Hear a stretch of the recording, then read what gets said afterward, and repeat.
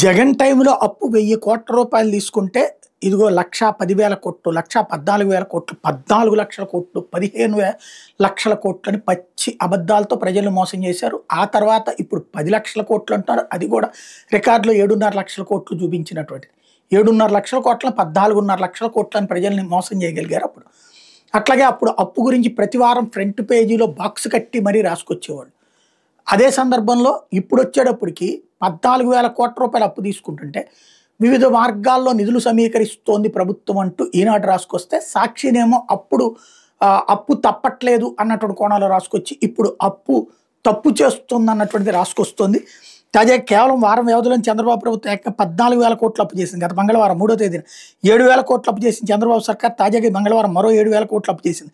6.65% నుంచి 7.8% వడ్డీకి ప్రభుత్వ సెక్యూరిటీలను విక్రయించడం ద్వారా రాష్ట్ర ప్రభుత్వానికి మొత్తం అప్పును ఆర్బీఐ సమీకరించింది.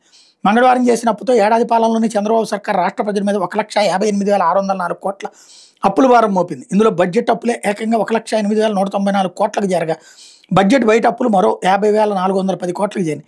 బడ్జెట్ బయట వివిధ కార్పొరేషన్ల పేరుతో 19,410 కోట్ల అప్పులు చేశారు. ఇది కాకుండా రాజధాని అమరావతి పేరుతో ప్రభుత్వం ప్రపంచ బ్యాంక్, జర్మనీ సంస్థ అట్కో నుంచి 31,000 కోట్ల అప్పు చేస్తోంది.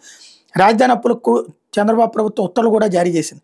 గనుల శాఖ ఏపీఎండీసీకి చెందిన 436 మైనర్ లీజుల విలువ 1,91,000 కోట్లుగా చూపించి, తద్వారా ప్రైవేట్ బాండ్ల జారీ ద్వారా 9,000 కోట్లు అప్పు చేయడానికి చంద్రబాబు సర్కార్ ఉత్తర్వులు జారీ చేసింది. ఇందులో ఇప్పటికే 3,489 కోట్ల విలువైన బాండ్ల జారీ ద్వారా అప్పు చేసింది. మిగతా మొత్తాన్ని కూడా బాండ్ల జారీ ద్వారా సేకరించబోతోంది. ఏడాదిలో ఇంత పెద్ద ఎత్తున అప్పులు చేసిన ప్రభుత్వాలు గతంలో లేవు. చంద్రబాబు ప్రభుత్వానికి ఆ ఘనత దక్కింది.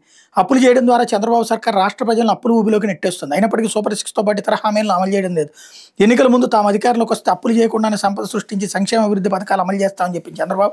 అందుకు విరుద్ధంగా మంగళవారం అప్పులు చేస్తూ రాష్ట్ర ప్రజలపై మోయలేని భారం మోపుతున్నారు. మొత్తంగా ఏడాది పాలనలో చంద్రబాబు ప్రభుత్వం ఏమైనా చేసిందంటే భారీగా అప్పులు చేయడం తప్ప ఏమీ లేదని స్పష్టమవుతుంది అన్నటువంటి హైలైట్ చేసింది.